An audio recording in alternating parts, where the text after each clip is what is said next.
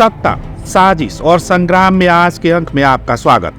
आज बात एलजेपी रामविलास के एक ऐसे चिराग की करेंगे जो हमेशा से पार्टी के एक एसेट साबित हुए हैं। हमेशा शांतचित्त रहने वाले इस नेता की खासियत भी बताएंगे, लेकिन इस नेता के जमीनी हकीकत को आपको जानना चाहिए। शुरुआत से ही समाज सेवा का जुनून लिए ये शख्स मृदुभाषी के साथ ही कर्मठ और जुझारू रहे हैं। सामाजिक कुरीतियों के खिलाफ हमेशा आवाज उठाने और सामाजिक मुद्दों को सरकारों तक पहुंचाने के लिए वे हमेशा आगे रहे। हम बात कर रहे हैं वेद प्रकाश पांडे की।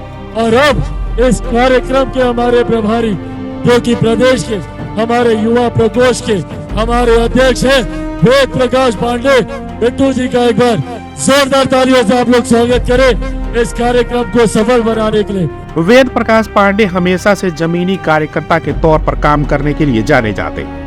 कार्यकर्ताओं के बीच हमेशा रहने वाले और उनकी समस्याओं को अपनी समस्या समझते हुए उसे दूर करने की कोशिश करते रहे हैं।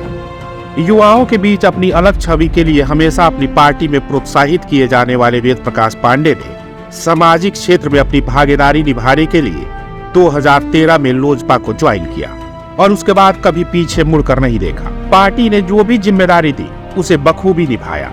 अपने जुझारू अंदाज के लिए पहले स्वर्गीय रामविलास पासवान के खास रहे और अब चिराग पासवान के करीबियों में शुमार वेद प्रकाश पांडे पार्टी में हमेशा अहम जिम्मेदारियों को शानदार तरीके से निभाते आ रहे हैं।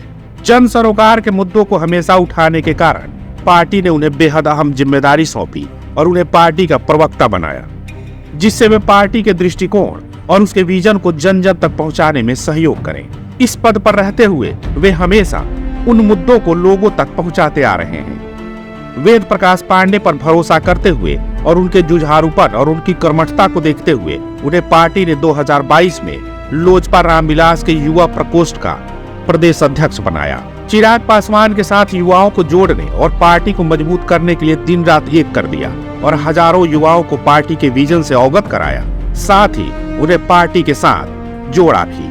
परफेक्शन IAS, UPSE और BPSC फाउंडेशन क्लासेस के लिए समर्पित संस्थान। यहाँ आपको UPSE selected and interview appeared faculties द्वारा गाइड किया जाता है। Separate batches for Hindi and English medium. 65वीं और 64वीं BPSC एग्जाम में 69 और 107 रिजल्ट्स एवं 66वीं BPSC एग्जाम में 131 रिजल्ट्स हासिल किया है परफेक्शन IAS टीम ने। परफेक्शन IAS, कुमार टार, रोड, पटना। युवा होने के नाते वेद प्रकाश पांडे युवाओं को शानदार तरीके से कनेक्ट भी करते हैं और कई कार्यक्रम को सफल बनाने में महती भूमिका निभाते हैं। जिला युवा संवाद वैशाली हो या फिर गया में आयोजित हुआ जिला युवा संवाद कार्यक्रम, ऐसे कई कार्यक्रमों में उन्होंने बेहतरीन काम किया।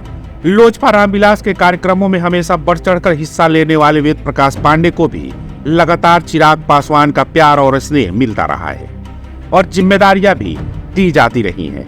चिराग पासवान के बेहद करीबी वेद प्रकाश पांडे को हाजीपुर में हुए संकल्प महासभा का कार्यक्रम प्रभारी बनाया गया था, जिसे उन्होंने बखूबी निभाया और उस दौरान 50,000 से ज्यादा भीड़ उस सभा में इकट्ठा करने में कामयाब रहे थे। संगठन में अच्छी पकड़ रखने वाले वेद प्रकाश पांडे को अब साहेबगंज में होने वाले जन आशीर्वाद महासभा का कार्यक्रम प्रभारी बनाया गया है। प्रदेश अध्यक्ष राजू तिवारी हो या फिर लोजपा रामविलास के अन्य नेता, सभी से मधुर संबंध रखने वाले वेद प्रकाश पांडे पार्टी के लिए अपना सब कुछ न्यौछावर करने को तैयार रहते हैं। साहेबगंज में होने वाले जन आशीर्वाद महासभा की तैयारियों में जुटे वेद प्रकाश पांडे का हमेशा से मानना है कि अगर आप समाज सेवा करना चाहते हैं तो आपको अपनी महत्वाकांक्षा को साइड में रखना होगा। हमेशा से चिराग पासवान को मजबूत बनाने के लिए उनके साथ खड़े रहने वाले वेद प्रकाश पांडे उस समय भी चिराग पासवान के साथ थे जब उन्हें अपनों ने धोखा दिया था।